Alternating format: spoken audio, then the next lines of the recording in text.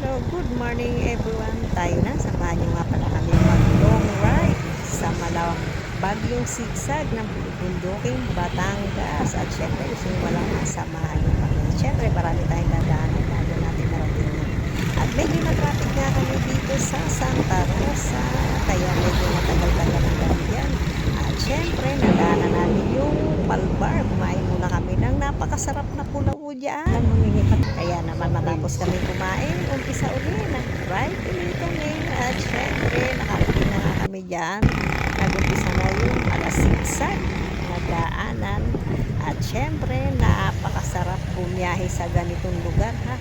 Fresh na fresh ang hangin. At syempre, busog na busog ang iyong mga mata sa mga makikita mong tanawin. Dahil berding-berde ang kalikasan. Na-enjoy ka talaga dito ha. At napakaganda ng lugar. Talaga namang babalik-balikan mo ang lugar na ito. At puro sigsag na nga pala yung aming dinaanan dyan ha.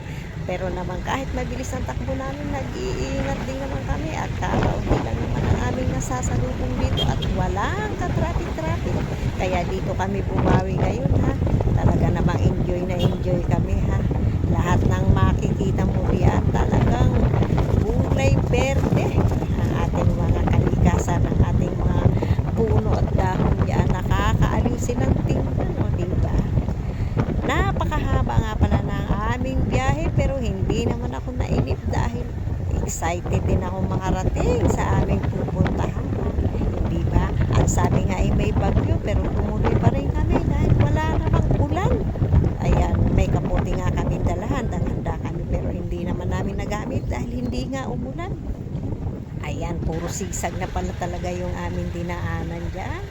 O diba, tanaw na tanaw mo ang kabundukan dahil nasa taas nga kami. O diba, kulay berde.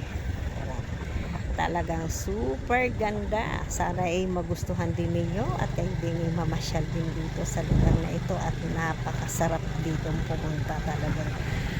Maaamoy mo yung sariwang hangin. O diba?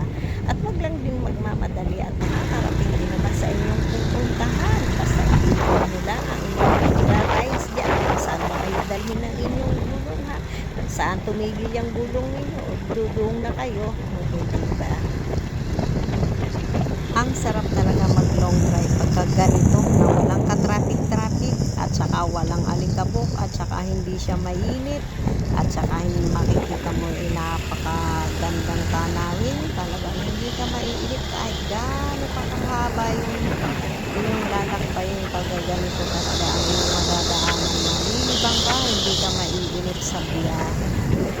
Ayan, puro sigsag na nga pala yung aming dadaanan dyan. Para ka na nga lang pumunta ng Baguio kasi wala ka nang madaan ng straight dyan. Puro paliko-liko ang mga daanan dyan. Talagang nag-iingat naman talaga kami. At syempre, kailangan natin mag-iingat.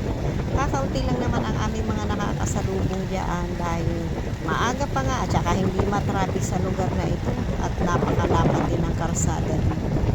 O, ayan yung mga naghahanap talaga ng long drive dito kayo pumunta, talagang masisiyahan kayo, mag-i-enjoy talaga kayo. At syempre sa banda-banda roon pa, alam mo kung ano makikita mo, dagat naman. Sino ba naman ang mag-aakala sa bundok na ito, ang likod pala nito ay puro dagat. O diba, at super ganda rin ang karagatan dito.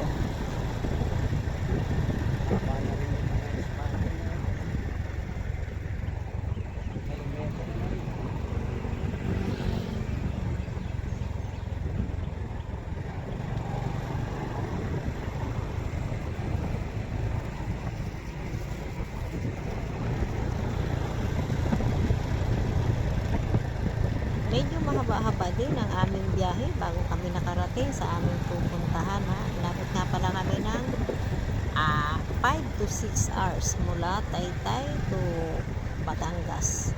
Ayan, wag lang kayo magmamadali kasi makakarating din naman kayo sa inyong pupuntahan. Sulitin nyo na lang, namnamin nyo na lang ang bawat madadaanan nyo. Talagang hindi ka talaga mahilig. O diba, nag-enjoy ka pa.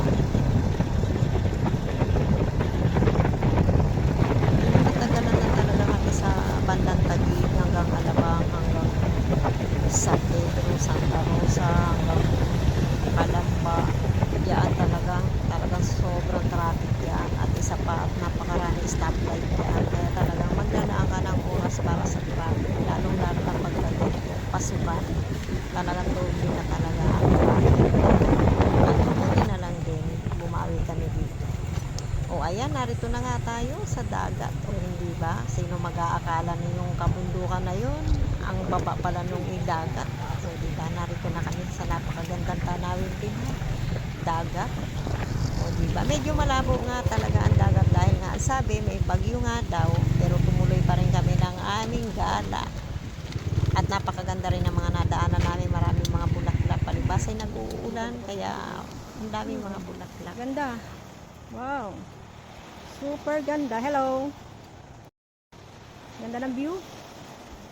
Okay na. Narito na nga kami. Okay. Super ganda. Ganda ng flowers. Super. Hello. Good morning sa ating lahat. Okay. Narito na nga kami sa tabing dagat. Pero namangha ako ha. Super ang kaganda ng mga bulaklak ha. Panahon yata ng mga bulaklak ngayon ha. Ang gaganda kaya, uy, grabe. Oo, sa tabing karsada lang yan na meron pang pink. Ayan, ang dami kaya, oh. Ayan, tingnan mo, diba? Ang gaganda ng mga bulaklak. Ayan. Diba? Napagod si Habi, natulog muna siya. At ako naman, naglakad-lakad muna dito sa baybayin. At syempre, hindi ko na rin pinalagpas at naligo rin ako kaagad. Kahit maalon, kasi nga may bagyo nga daw, sabi nila. Pero hindi naman umulan, may bagyo nga lang daw talagang parating.